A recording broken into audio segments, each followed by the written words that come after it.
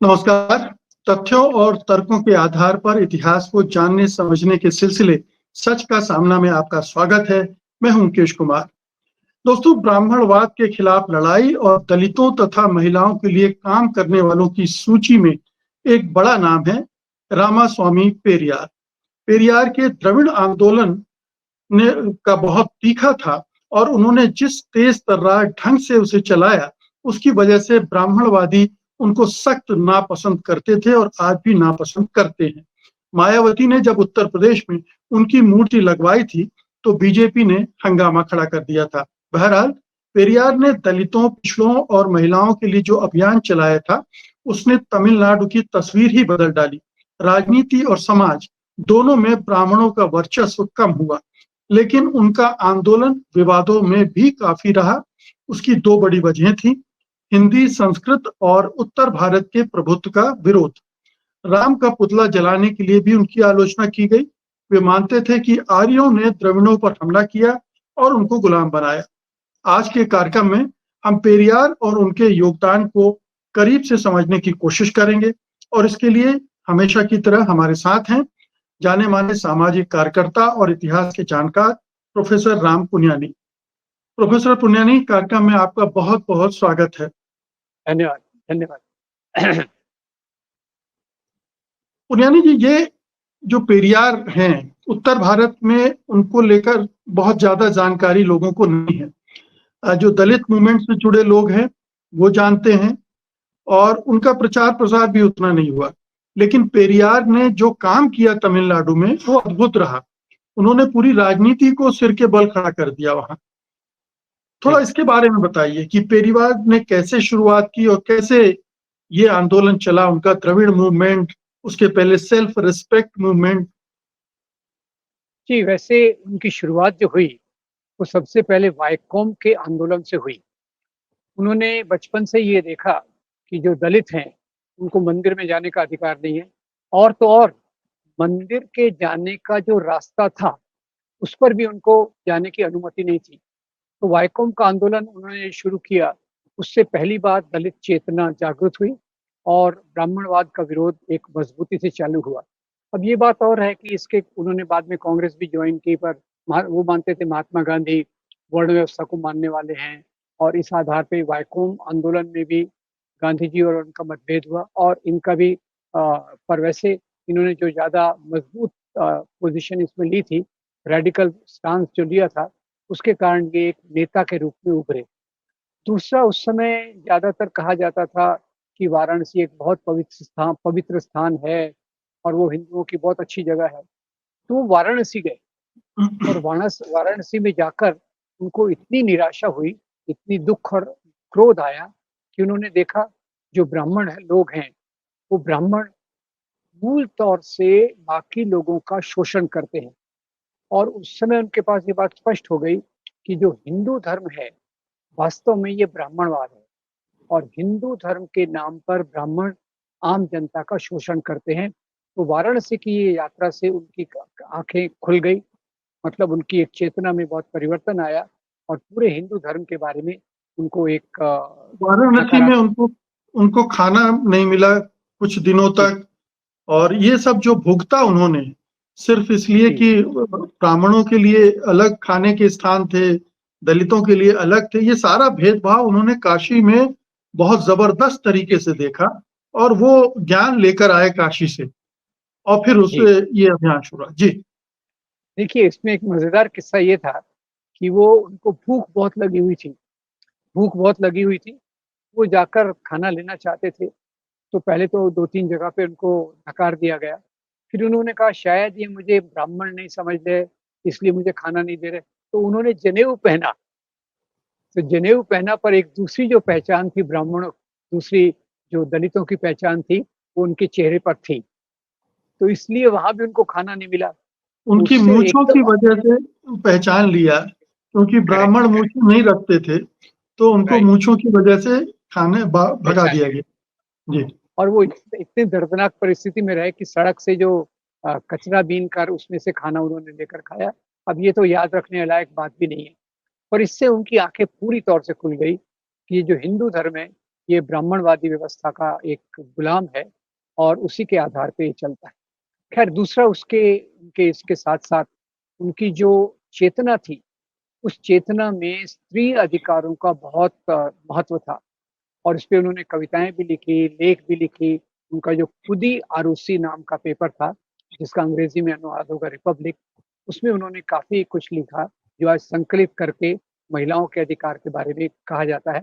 और फिर दूसरी बात उन्होंने देखी कि यहाँ जो दलित है और गरीब हैं, उनकी हालत बहुत खराब है। उसी समय वहाँ सिंगारवेलु का एक आंदोलन चल रहा था मछुआरों के बीच में और एक दूसरे से भारतीदासन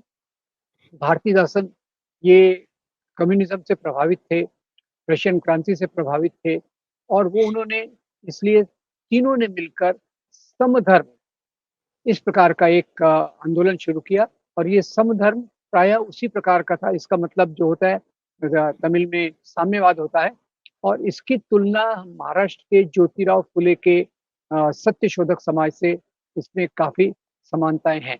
और जहाँ तक कम्युनिज़्म का सवाल है, ये उसकी बराबरी को देखकर काफ़ी प्रभावित हुए और ये रशिया भी गए।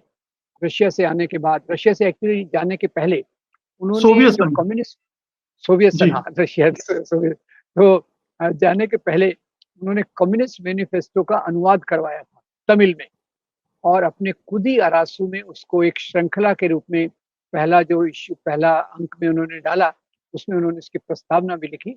यानी उनकी जो मुख्य पीड़ा थी, वो ये पीड़ा थी कि यहाँ एक तो गरीब बहुत खराब हालत में है और दलित बहुत खराब हालत में है। अब रशिया से आने के बाद उन्हें लगा कि ये तो बहुत अच्छा सिस्टम है, सबको खा किसी को खाने की समस्या नहीं है, इस प्रकार की गैर बराबरी नहीं है। तो उनके अवलोकन में आया कि यहाँ जो मुख्य सवाल है कि वो जाति का सवाल है और जाति के सवाल के कारण एक तो दलितों में शिक्षा नहीं दी जाती और शिक्षा नहीं दी जाती तो उसके कारण जो इस प्रकार की दुनिया की खबरें हैं, बराबरी की बातें हैं, ये उनको नहीं पहुँचती। तो इसके बारे में उन्होंने काफ़ी महत्वपूर्ण लेखन किया, जिसने समाज को काफ़ी झकझोर दिया। तीसरा उनका जो महत्वपूर्ण पहलू था, वो ये था कि उस समय अगर आप देखें, तो जो सांप्रदायिक राजनीति वाले लोग थे, उत्तर भारत में ज़्यादा महत्वपूर्ण थे। जैसे आर्य समाज था और उस समय दूसरे जो इस प्रकार के संगठन उत्तर भारत में विकसित हो रहे थे, उन्होंने धीरे-धीरे एक नारा सामने लाया, हिंदी, हिंदू, हिंदुस्तान, हिंदी, हिंदू, हिंदुस्तान। तो इनके विश्लेषण में ये आया कि आर्य लोग जो आए यहाँ, उन्होंने दलितों को गुलाम बनाया और हिंदी भाषा को वो लादना चाहते हैं। और ये उनके आंदोलन का एक महत्वपूर्ण तत्व था कि हिंदी से उनको इस प्रकार से लगा कि अगर हिंदी भाषा को ज़्यादा महत्व दिया गया, तो वो तमिलों पर हावी हो जाएँगे। और इसमें उन्होंने उत्तर भारत, दक्षिण भारत में ख़ास तौर से और तमिलनाडु में और भी ख़ास तौर से इस बात को बहुत प्रचारित किया कि हिंदी के नाम पर जिस प्रकार का राष्ट्रवाद लाया जा रहा है, वो हमारे लिए घातक है। तीसरा उन्होंने यहाँ भी पहचाना कि मोटे तौर पर उस प्रकार जो उस तरह जो उस समय जो राष्ट्रवाद प्रचलित हो रहा था, उसमें ब्राह्मणवाद और हिंदी की प्राथमिकता उन्होंने देखी। इसलिए भी उनका हिंदी विरोधी आंदोलन काफ़ी मजबूत हुआ। और तीसरी बात ये है कि तमिलनाडु में आज जो थोड़ी बहुत नास्तिकता के बारे में अवधारणा है, उसके लिए पूरी तौर से पेरियार का संघर्ष जो था, पेरियार ने धर्म पे देखा, बाद में उन्होंने इसके ऊपर देखा कि जो धर्म के नाम पे चलता है, जो ईश्वर के नाम पे चलता है, तो ईश्वर की उन्होंने बहुत कड़ी आलोचना की कि ईश्वर की कल्पना करने वाले बहुत चालाक थे और बाकी लोग जो उसमें विश्वास रखते हैं, वो ठीक से गहराई से चीज़ों को नहीं देखते और वहाँ से उन्होंने मेरे ख्याल से भारत में वो एक राज्य है, जहाँ नास्तिकता की परंपरा को इतना महत्व दिया गया और जहाँ तक मेरी समझ है, भगत सिंह बाद में आए, वो भी नास्तिक के रूप में आए। उसके पहले ही पेरियार ने नास्तिकता को एक बहुत बड़ा बढ़ावा दिया। अब इसी से जुड़ते हुए एक तरफ हिंदी का विरोध, दूसरी तरफ उत्तर भारत की कल्पना का विरोध, तीसरी तरफ उन्होंने वाल्मीकि रामायण को एक अलग तरीके से प्रस्तुत किया। अब ये बड़ी महत्वपूर्ण बात है क्योंकि उत्तर भारत में जिस प्रकार से रामायण प्रचलित है और जिस प्रकार से उसका जो इंटरप्रिटेशन है, उस इंटरप्रिटेशन में बहुत सारी कमियों को उन्होंने सामने लाया और यही बातें ज्योतिराव फुले, भीमराव बाबा साहब अम्बेडकर इन्होंने भी सामने रखी। उन्होंने कहा कि ये तो शायद आर्य लोग जो दक्षिण में आए, उसी से जुड़ी हुई बात है और उन्होंने ये भी बताया कि रावण को जो इतना नफ़रत करते हैं, रावण एक बहुत ज्ञानी था, वो भक्ति मार्ग को ये करता था और अपनी प्रजा का बहुत अच्छा ख़्याल रखता था। ये उन्होंने रावण के बारे में कही और ये जो आपने बात शुरू में प्रस्तावना में बहुत अच्छे से बताया कि राम के पोर्ट्रेट को मरीना बीच ले जा रहे थे, जलाने के लिए। तो पुलिस ने उनको अरेस्ट करके जेल में डाल दिया। तो एक राम के बारे में उन्होंने 3 चीज़ें लिखी। एक तो इन्होंने अपनी गर्भवती पत्नी सीता की अग्नि परीक्षा ली, जो बहुत एक क्रूर बात है। फिर उन्होंने शंबुक शंबुक नाम का जो दलित तपस्या कर रहा था, उसकी हत्या की और बाली जो ओबीसी का राजा था, जिसको आज भी महाराष्ट्र में कई जगह कहते हैं, हमारे यहाँ एक कहावत है, "ईड़ा पीड़ा जाओ, बलीचे राज्य ये हो", यानी हमारा दुःख हरे, हमारा दुःख जाए और बाली का राज्य आए। ये महाराष्ट्र में आज। तो ये तीनों चीज़ों के बारे में उन्होंने एक किताब भी लिखी, सच्ची रामायण। और यहाँ मैं आपको सच्ची रामायण जो पेरियार की है, उसका ललई सिंह या किसी ने उत्तर भारत में उसका अनुवाद भी किया। एक बार हमारे यहाँ का एक कार्यकर्ता था, जो किताबें बेचता था। किताबें बेचता था, वो एक कोई कार्यक्रम के बाहर उसने स्टॉल लगाया, तो उसने पेरियार की किताब को भी रखा। पुलिस आई, उसकी पूरी किताबें ज़ब्त करके पुलिस स्टेशन ले गई। तो फिर यहाँ पुलिस स्टेशन पर आंदोलन लेकर गए हम लोग, उसमें मैं भी शामिल था। तो हमने कहा कि भई पेरियार की रामायण कोई बैंड नहीं है, ये किताब कोई बैंड नहीं है, आप किस आधार पे इसको ले जा रहे हैं? तो राम के बारे में भी उन्होंने अपना दृष्टिकोण प्रस्तुत किया। तो दलितों के बारे में उनकी जो जो आपने प्रस्तावना में कहा, उनका 2 केंद्र थे, एक गरीब और दूसरा दलित। इसलिए एक तरफ वो कम्युनिज़्म से प्रभावित होते हैं और दूसरी तरफ ब्राह्मणवाद और ब्राह्मणवाद से जुड़ी हुई जो चीज़ें हैं, उसका पूरा-पूरा विरोध करते हैं। पर इसी के चलते फिर उनके जो संगठन बने, संगठनों में एक तो मैंने समधर्म की बात बताई, जिसका नाम मतलब होता है समाजवाद से मतलब है। फिर उन्होंने एक पत्र निकाला, कुड़ी आरुसु का मतलब होता है रिपब्लिक, तो उसमें लगातार अपना ये करते थे। जहाँ तक संगठन का सवाल है, तो शुरू में वो जस्टिस पार्टी में जुड़े थे, क्योंकि जस्टिस पार्टी मुख्य रूप से ब्राह्मणों का विरोध करती थी, उससे जुड़े थे। पर उन्होंने देखा जस्टिस पार्टी भी आम लोगों के बीच में जाके कुछ काम नहीं करती, तो उससे आगे हटकर उन्होंने इस प्रकार की कोशिशें की कि वो आम लोगों से जुड़े और इसके चलते उन्होंने द्रविड़ कज़गम बनाया। जी। अब द्रविड़ कज़गम जो बनाया, उसका इस पर मुख्य उद्देश्य जी, इस पर आते हैं, लेकिन ये थोड़ी-सी चीज़ें और हम लोग जी, खोलकर इस पर बात करना चाहेंगे कि हमने अक्सर देखा है कि पेरियार के नाम से हिंदुत्ववादी एकदम से भड़क उठते हैं।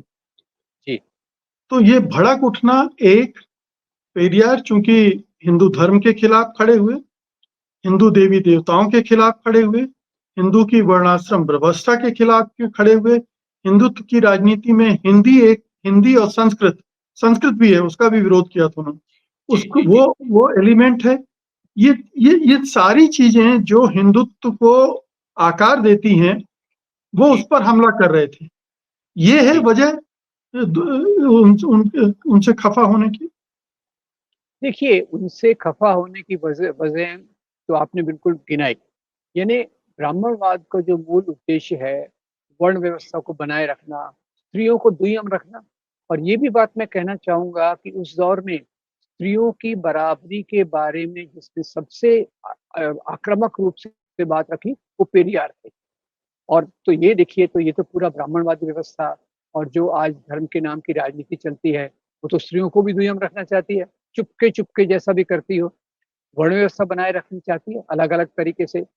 तो इसलिए जो ख़ास तौर से और तीसरा, उन्होंने रावण का गुणगान किया। अब ये देखिए, राम की आलोचना की। अब ये जो ब्राह्मणवाद को मानने वाले लोग हैं, प्रत्यक्ष अप्रत्यक्ष रूप से, ये तो उनको बिल्कुल हज़म नहीं होगा। अभी अम्बेडकर की मूर्तियों को तो माला पहना रहे और पेरियार तक आने के लिए तो उनके लिए पूरा असंभव है। एक भी बात उन्होंने नहीं छोड़ी जो ब्राह्मणवाद प्रमोट करना चाहता है। अब आप देखिए, राम की आलोचना करना कितना मुश्किल है, उन्होंने किया, उसका पोर्ट्रेट तक जलाने गए। स्त्रियों की बराबरी की बात करना और भगवान राम को इसके लिए आलोचना करना कि उन्होंने अपनी गर्भवती सी पत्नी की अग्नि परीक्षा ली, वगैरह वगैरह, ये ब्राह्मणवाद के आधारित राजनीति को तो कभी स्वीकृत हो ही नहीं सकता। और ये उनका सबसे, उन्होंने बिना लाग लपेट के अपनी बात को रखा। उनकी जो कमजोरी, मतलब जिस बात से आगे लोग असहमत हुए, उस पर भी हम आएंगे। पर ये मानना पड़ेगा कि पेरियार बहुत रेडिकल थे, बिल्कुल रेडिकल थे। किसी बात में वो समझौता करने के लिए कोई तैयार नहीं थे और अपनी बात पर अड़े रहते थे। और बाद में उनका प्रभाव तमिलनाडु में तो बहुत हुआ, बहुत हुआ। पेरियार का जो दर्शन है उसका एक पक्ष तो ये है, एक पक्ष ये है कि वो इस पूरी व्यवस्था को आर्य वर्सेस द्रविड़ के तौर पर देखते थे कि आर्यन इन्वेजन हुआ, उन्होंने द्रविड़ों को गुलाम बनाया, उनको अपने नीचे रखा, अपने वेद, अपनी संस्कृत, अपनी भाषा, अपना रहन सहन और ब्राह्मणवाद ये थोपा।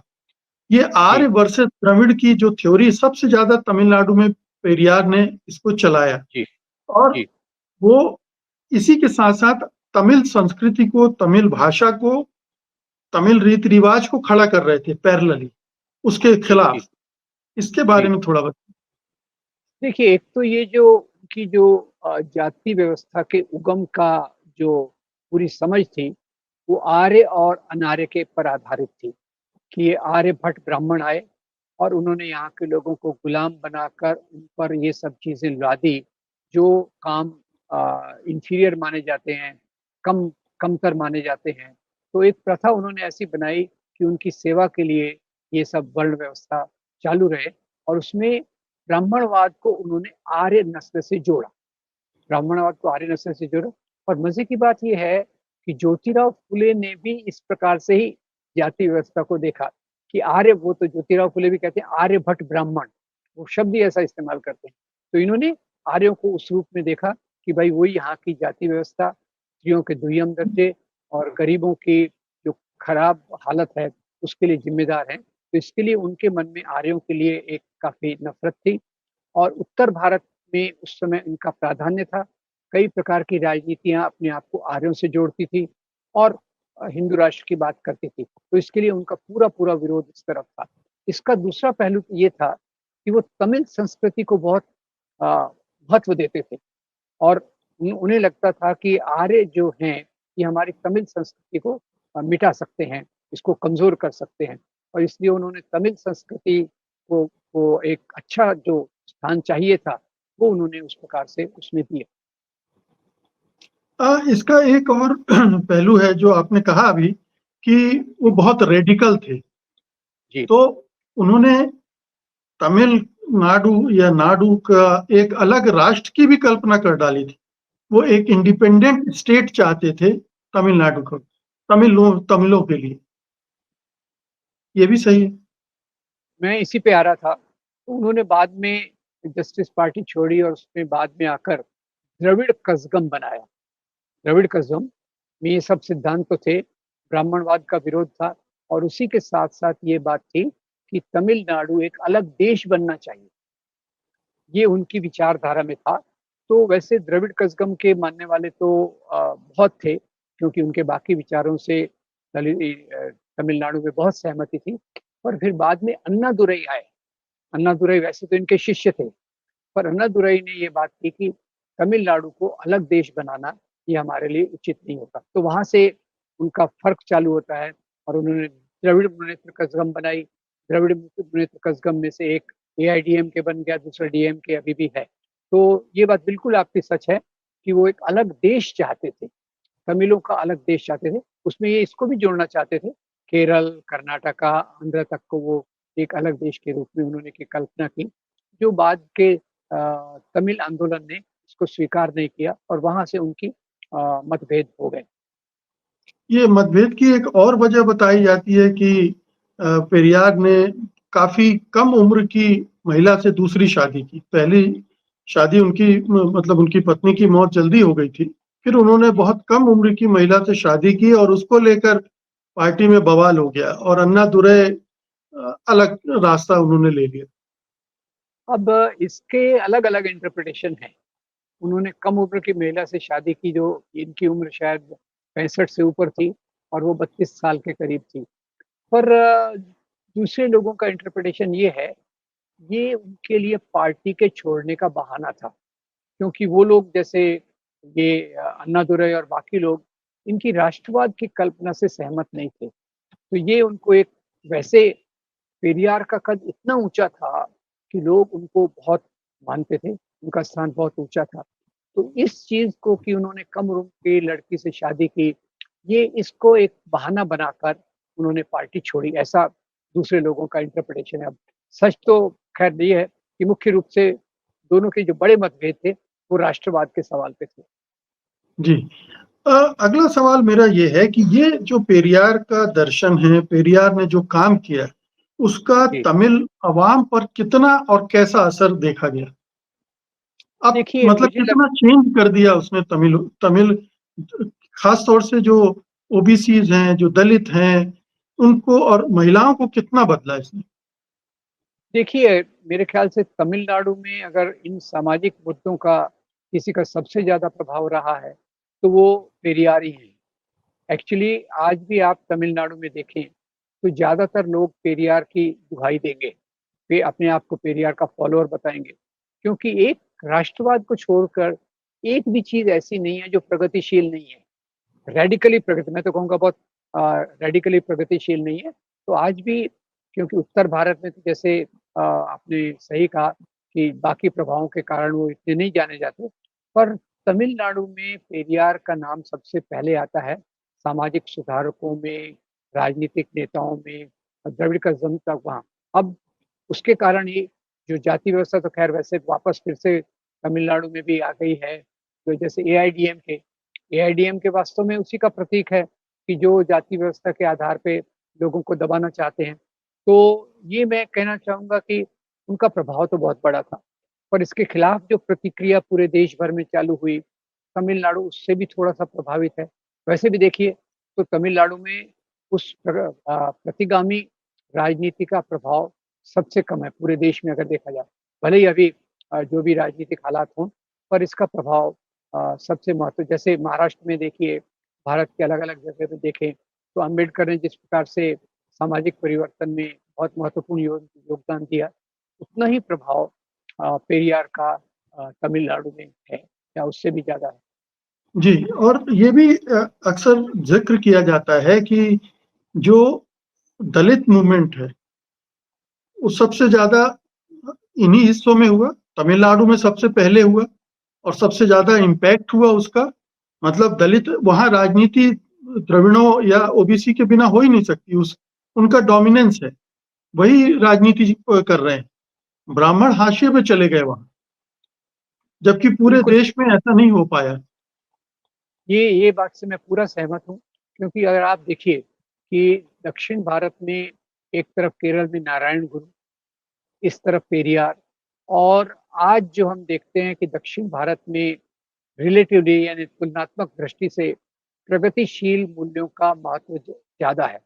और तीसरी बात इसका एक ये भी देख लीजिए कि ये जो धर्म के नाम की हिंदुत्व की राजनीति दक्षिण भारत में जो पेनिट्रेट नहीं कर पा रही, जो ज़्यादा पूरी कोशिशों के बाद घुस नहीं पा रही, उसका मुख्य कारण ये है कि पेरियार ने उस समाज में जो चेतना दी ब्राह्मणवाद के खिलाफ और जाति व्यवस्था के खिलाफ और स्त्रियों की बराबरी के लिए, वो बहुत मजबूत है।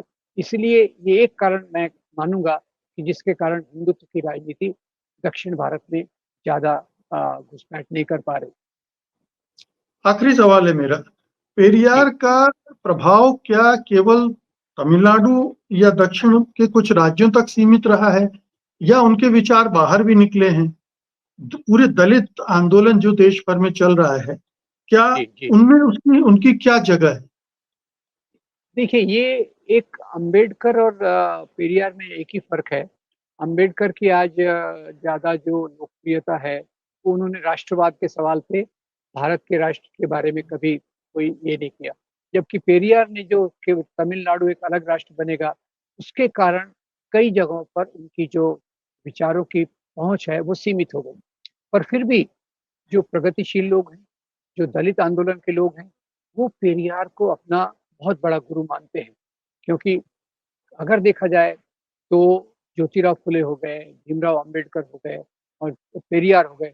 ये 3 बड़े नाम हैं दलित आंदोलन के, जिन्होंने योगदान दिया विचारों से और अपने आंदोलनों से। तो दक्षिण भारत जो बचा रहा है ब्राह्मणवादी राजनीति से, उसके पीछे पेरियार का मेरे ख्याल से पूरे उस पे प्रभाव है। और बाकी जगह भी जो दलित आंदोलन हैं, वो पेरियार के विचारों को लेते हैं, सहमति करते हैं। अब ये बात और है कि पेरियार की किताबें इतनी अवेलेबल नहीं, इतनी उपलब्ध नहीं। अभी कोशिशें हो रही हैं कि उनके पूरी राइटिंग्स को अलग से प्रकाशित किया जाए। यहाँ अम्बेडकर और उनमें एक और फ़र्क है, अम्बेडकर लगातार लिखते रहते थे, किताबें उनकी उस समय भी आती रहती थी, जबकि पेरियार वो कुडी अरासू उसी में लिखते थे और उनका अनुवाद होना उस समय नहीं हुआ। तो उनका प्रभाव तो है, पर उतना नहीं है जितनी उनके विचारों की ऊँचाई है। उनके विचारों की ऊँचाई बहुत ख़ास है, जो यहाँ तक अभी तक नहीं पहुँची। और शायद उनकी सीमा ये भी थी कि उन्होंने पूरी तमिलनाडु के संदर्भ में ही दलित जी, मूवमेंट को गढ़ा। तो वो राइट, उस सीमा के बाहर थोड़ा कम एक्सेप्टेबल था। खास तौर से जी, अगर आपने हिंदी का विरोध कर दिया तो हिंदी क्षेत्रों में पहुँच आपको नहीं आपको जगह नहीं मिलेगी। अ, तो ये है। एक और हिंदी का विरोध हिंदुत्व का भी असर ज़्यादा है, तो वहाँ भी इसका असर कम हुआ। जी, आप कुछ बोल रहे थे। नहीं, नहीं, मैं वही कह रहा हूँ कि एक तो हिंदी का विरोध, दूसरा एक तमिलनाडु अलग राष्ट्र बने, इसके कारण जो उनका जितना प्रभाव होना चाहिए थे उनके विचारों का, वो बाकी भारत के भाग में उतना नहीं है। जी, और उतना उसका उस तरह का रैशनलिज़्म भी हिंदी पट्टी में नहीं है। गऊ जी, पट्टी में जो जिस तरह की माहौल है, वातावरण जी, है, जिस तरह का माइंडसेट बना हुआ है, जब तक वो ज़्यादा नहीं खुलेगा तब तक पेरियार के को ग्रहण करने का सवाल ही नहीं उठता। लेकिन हाँ, दलितों बिल्कुल, में तो इसकी चर्चा है और बहन मायावती ने तो हिम्मत दिखाई थी पेरियार की मूर्ति लगाने की। अ, जी। तो उसको लेकर कोई हल्ला हंगामा भी हुआ था। बहरहाल बहुत-बहुत शुक्रिया प्रोफ़ेसर पुनियानी, पेरियार के बारे में इतनी सारी जानकारियाँ देने के लिए। धन्यवाद आपका। नमस्कार।